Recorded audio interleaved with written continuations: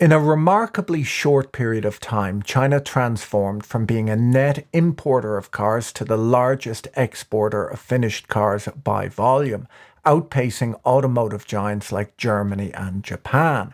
This rapid increase has startled trade partners who worry that cheap foreign imports that are highly state subsidized could harm their economies, costing workers their jobs and companies their market share. The Chinese economy has been struggling in recent years. Chinese exports, based on the most recent data, were 5.5% below the prior year's numbers. But while overall exports are declining, quite the opposite is happening with automobiles. In 2022, China overtook Germany as the world's second largest vehicle exporter, and last May we learned that China had exported 1 million new vehicles in the first quarter of the year and had overtaken Japan in terms of units, not dollars, as the world's biggest auto exporting nation. In that quarter, Chinese auto exports were up 58% when compared to the same quarter the prior year. Japanese vehicle exports only grew 6% over the same period. There are a number of reasons for this huge growth, which include increased demand for electric cars, which China builds a lot of, sales of vehicles to Russia, who are under sanctions from other countries, and Tesla's Shanghai plant, which exports about half of the cars that they build in China to Japan and Europe. The biggest part of this growth, however, has been homegrown brands like SAIC, BYD, Geely, and Chery. Chinese automakers were able to capitalize on the shortage of chips over the last few years and other core components needed by large auto manufacturers that they struggle to buy due to their far-flung supply chains. According to government statistics, China's trade balance in finished vehicles went from importing $40 billion worth of vehicles in 2021 to an export surplus of over $30 billion worth of cars annualized for 2023. You don't normally see a transformation occurring this quickly, a country going from exporting almost nothing to being the world's largest exporter of a complex manufactured product in just 2 years. Here's a clip from Top Gear from more than 10 years ago when the presenters went to China to see what the local car industry looked like. So, James May, would you buy a Rowway 350 in Britain? No. No? Nope. Would you buy a Tram G? Only if it was very cheap. But look at it this way. In just 5 years, China has gone from making that, whatever it is, to making these. Now, with that rate of progress, where are they going to be in 5 years' time? China has been an exporter of car components for quite some time and has had an automobile industry for years, but didn't really export many finished cars until quite recently. Americans will not have noticed a lot of these new brands, other than possibly seeing a few BYD buses around, as in 2018 Donald Trump put import tariffs in place, including a 27.5% tariff on cars made in China. That policy has continued under the Biden administration, and it doesn't look like it'll end anytime soon. In Europe, the tariff on Chinese cars is 9%, which is low enough to make Chinese cars competitive. European customs data shows that Chinese EV shipments to the European Union have increased over 350% since 2021. The MG4, built by Chinese state-owned MG, was one of the top-selling EVs in Europe last year. Other brands like NIO, BYD, and Geely have been growing their market shares too, causing concern in Brussels. The EU launched an investigation into China's trade practices in September, as Commission President Ursula von der Leyen explained. Global markets are now flooded with cheaper Chinese electric cars, and their price is kept artificially low by huge state subsidies. This is distorting our market. And as we do not accept this distortion from the inside in our market, we do not accept this from the outside. So I can announce today that the Commission is launching an anti-subsidy investigation into electric vehicles coming from China. The EU investigation covers battery-powered cars manufactured in China, meaning that it includes Western brands that are built in China, like Tesla, BMW, and Renault. The investigation is quite unusual within the EU, as it's instigated by the European Commission itself, rather than coming in response to an industry complaint. Despite all of the worries around Chinese car exports, production of new vehicles in China is not actually higher today than it was at the prior peak in Chinese car manufacturing in 2018. Back then, around 28 million new cars were manufactured, which is roughly the same number as are being built right now. The surge in Chinese car exports is not a function of higher overall production, but of something else. Before we dig into that though, let me tell you about today's video sponsor, Blinkist. Blinkist is an app that helps you understand the most important ideas in over 6,600 non-fiction books and podcasts in around 15 minutes each. You can either read or play the books on your phone. The best thing is that it's not just a summary of the book, it's put together in an interesting and engaging manner. The people at Blinkist are really good at extracting the most important concepts and making them digestible. As regular viewers know, I read quite a lot, but I often find myself buying more books than I have time to read.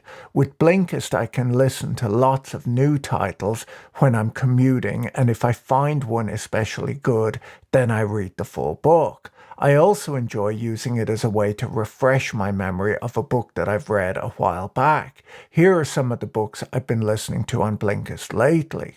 They have a new feature called Blinkist Spaces, which allows you to create a space with friends or family, where you can recommend titles to each other. All members of a shared space can access all titles in the space with or without a Blinkist Premium subscription.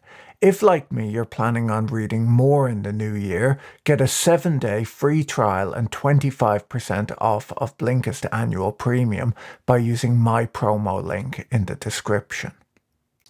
While Americans are big buyers of foreign cars, with around 45% of the cars on the road in the United States being imported, the US market is notoriously difficult for foreign automakers to crack. Meeting US safety regulations can be both expensive and difficult. Building out a dealer network can be costly. For this reason, even without the 27.5% import tariff, many of the biggest European and Japanese manufacturers don't sell any cars in the United States. Despite the challenges and the high tariffs, many Chinese manufacturers still have their eyes on the US car market. According to the Financial Times, MG, BYD and Chery have all been speaking to officials in Mexico to find factory sites to build cars. Biden's Inflation Reduction Act allows certain EVs built in North America to qualify for the full $7,500 federal tax credit, which enables cars like the Ford Mustang Mach-E to be built in Mexico and sold in the United States. Building Chinese electric vehicles in Mexico would also make them eligible for the full tax credit, which was put in place to speed up the deployment of electric vehicles in the United States. The act requires that cars be built in North America and source materials and components from countries with US free trade agreements. No parts can come from China or other foreign entities of concern. So if so many cars are being sold by Chinese manufacturers internationally, why are there not more cars being built in China today than were being built in 2018, when China was not a major auto exporter? The answer is that more cars are being exported from China because of the economic slowdown being experienced over there. There's much lower domestic demand for new cars in China today than there was in 2018, when auto manufacturing first hit 28 million units.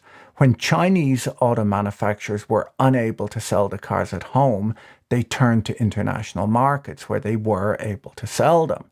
Interestingly, the downturn in demand for new cars in China occurred before the global pandemic. And while the pandemic may have worsened the situation, it was not the cause. Since the turn of the century, there was huge demand for new cars in China, and this was driven not just by the increasing wealth within the country. 20 years ago, there was extremely low automobile ownership in China. When you start from a level like that, every car you build can be sold as there's much more demand than supply. This initial demand was huge, but not really sustainable, as once everyone who needed a car had a car, sales growth within the country was eventually going to fall to a level reflecting the need to replace old cars as they wear out. On top of this, there were very large subsidies being given to both auto manufacturers and to buyers of cars by the central government in Beijing and by local governments around the country. A lot of Chinese people bought cars because of these subsidies, as the cars were being sold for less than their cost of manufacture. Now that these subsidies are drying up, especially the ones from local governments who can no longer afford them, there is considerably lower demand for new cars. It's unlikely that these subsidies will come back anytime soon, as local governments in China are mostly funded by leasing land to developers for construction, and construction activity has almost entirely dried up in China. Overall consumption in China has fallen significantly in recent years. The real estate collapse, which we have discussed extensively on this channel in terms of both sales volume and declining property prices, has made most Chinese people poorer, as one way or another, most Chinese people invested their savings in either property or in high-interest savings accounts that were issued by property developers. During COVID, wage growth in China slowed significantly, meaning that people were less confident about their future wealth and less willing to make big purchases like a new car. Recently, we've seen rising unemployment in China, particularly amongst young people, and situations where employers have not laid off employees but have been withholding pay. In this environment, it's no surprise that car purchases within China have declined. The real reason that the rest of the world has been flooded with Chinese cars is not that China specifically had a goal to export vehicles, it's that they're building a huge number of cars that there's not the local demand for, and they're forced to sell them internationally because they can't sell them at home. There would probably be more Chinese cars in Europe today, except that a shortage of car moving ships has pushed up shipping prices to record levels, limiting the flow of electric vehicle exports from China to Europe. This situation has been particularly difficult for European auto manufacturers. According to research from BCG, the European auto industry historically benefited from 5 advantages: technological leadership, cost efficiency, brand value, stable geopolitics, and the Chinese sales market. All of these are currently under threat. The defining features of European cars were high performance, fuel efficiency, durability, vehicle handling, and design. As buyers are moving to electric and software-defined vehicles, these features are shrinking in importance. The threats to the European auto industry are not just coming from China either. As software becomes the distinguishing feature of new cars, companies like Tesla, Lucid, and Rivian are now serious new competitors. A shrinking auto industry in Europe would be a big problem. The auto industry directly employs 4 million people in Europe and makes up 3% of European GDP. The Chinese auto industry is very competitive. The Wall Street Journal says that there are more than 160 electric car brands in China and that only 25 or 30 of them are likely to survive in the long run.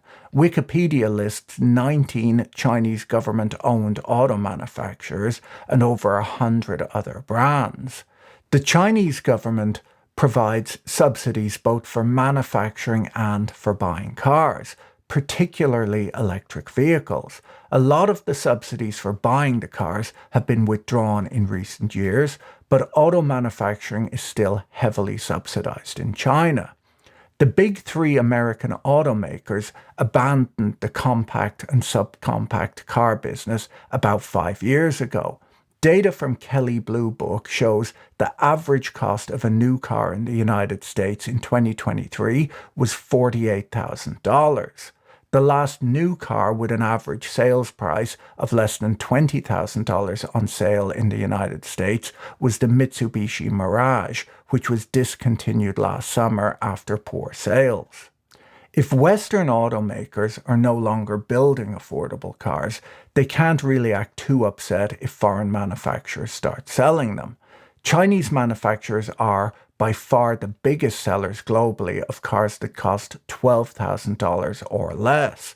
Most of these cheap cars that are being exported are being sold in developing countries. While China has a good network of EV charging stations, this is far from the case in the rest of the developing world.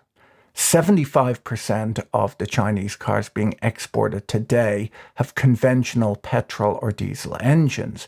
These inexpensive cars have seen huge sales in Mexico, accounting for nearly a fifth of new car sales. They've become the top sellers in Ecuador. They have an 11% market share in Australia, 8% in South Africa, and 7% in Spain. These are not the cars that people appear to be getting upset over. It's the export of cheap Chinese electric cars that's making politicians and car makers nervous around the world and causing governments to consider various trade restrictions. There are strong government incentives in many countries to buy electric vehicles. In places like Brazil, for example, the import tariff on combustion cars is 35%, but there's no tariff on importing electric vehicles, meaning that cheap Chinese EVs could be very competitive in Brazil, despite the more sparse charging infrastructure. The EU offers a wide array of benefits for EV manufacturers and buyers. Countries are nervous that these subsidies, which were put in place to encourage a transition to electric cars, will benefit foreign manufacturers and destroy employment in a key industry.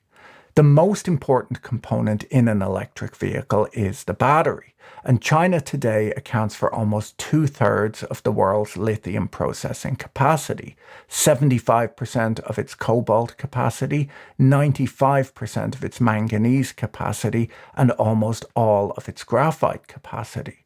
For many of the mined raw materials that are not produced or processed in China, the country has locked in future supply in each metallic stream of the battery chain. More than 70% of the world's electric car batteries are made in China, including the ones that go in American and European electric vehicles. Lithium mining and battery production create a lot of pollution and are difficult to do under Western environmental standards, but there's a goal in the West to onshore or friendshore these industries. BYD, China's biggest electric car maker, started out as a battery manufacturer for mobile phones and computers. They have a huge cost advantage in building EVs due to their experience in producing car battery packs, which are the most expensive part of any electric car. An electric vehicle battery pack is significantly more expensive than the engine in a conventional car. Most Western EV manufacturers buy their batteries from BYD, Panasonic, LG, and so on. The fact that BYD manufactures their own batteries means that they have been able to undercut the prices of most Western EV makers when selling in Europe. The subsidies they receive from the Chinese government only make that advantage greater.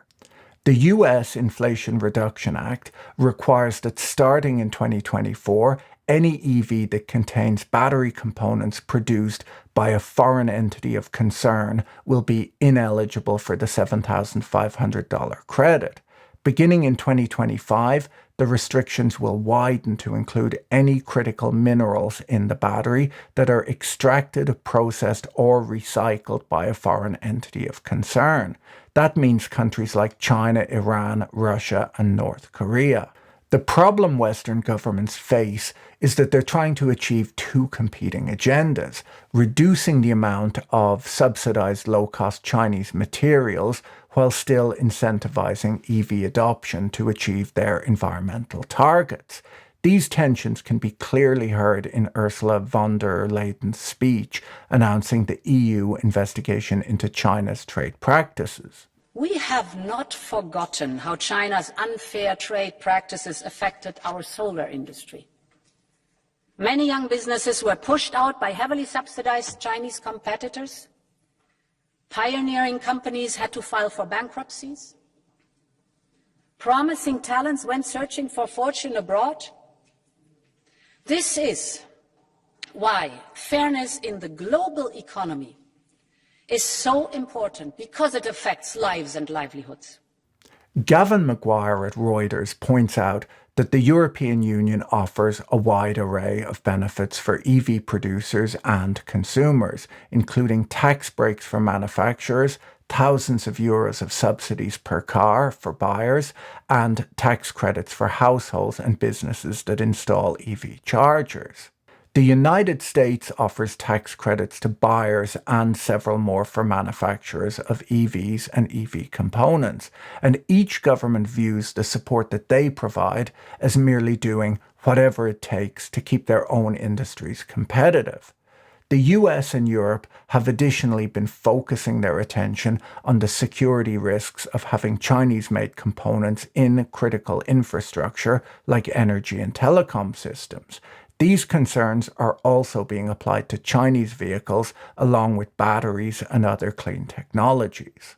The security risk worries work in both directions. American EVs, which are filled with cameras and other sensors, have been banned from Chinese military bases, from driving near key government buildings, and from a resort town that hosts Communist Party summer retreats in recent years. The fear is that these vehicles could be used to spy on them. European policymakers are worried that China is increasing its manufacturing output at a time when Chinese domestic demand is weak, and other countries like the United States, India, and Turkey are reducing access to their markets. This leaves Europe the only large auto manufacturing region with a somewhat open market and no big trade protections in place against cheap Chinese exports. The stakes are high for Europe's automotive industry. According to Automotive News Europe, 4 out of 5 cars sold in Europe are assembled locally, and the car trade has made between 70 billion and 110 billion euros in trade surplus for the European economy per year over the last decade. Europe's car manufacturers are in a tricky position. They've seen a huge drop in their sales of their vehicles in China, where local EV makers have been growing market share, and they are facing rising sales of imported Chinese EVs, cars built in China by either Chinese or Western automakers. China risks a backlash from their trade partners if they push too many cars into a given region, which would likely cause protectionist measures to be put in place. China might also struggle to export more goods just from a practical perspective, as its trade surplus in manufactured goods is already at around 10% of the overall Chinese economy. It may be difficult to expand it much beyond that level. If you enjoyed today's video, you should watch this one next. Don't forget to check out our video sponsor, Blinkist, using the link in the video description. Have a great day and talk to you again soon. Bye.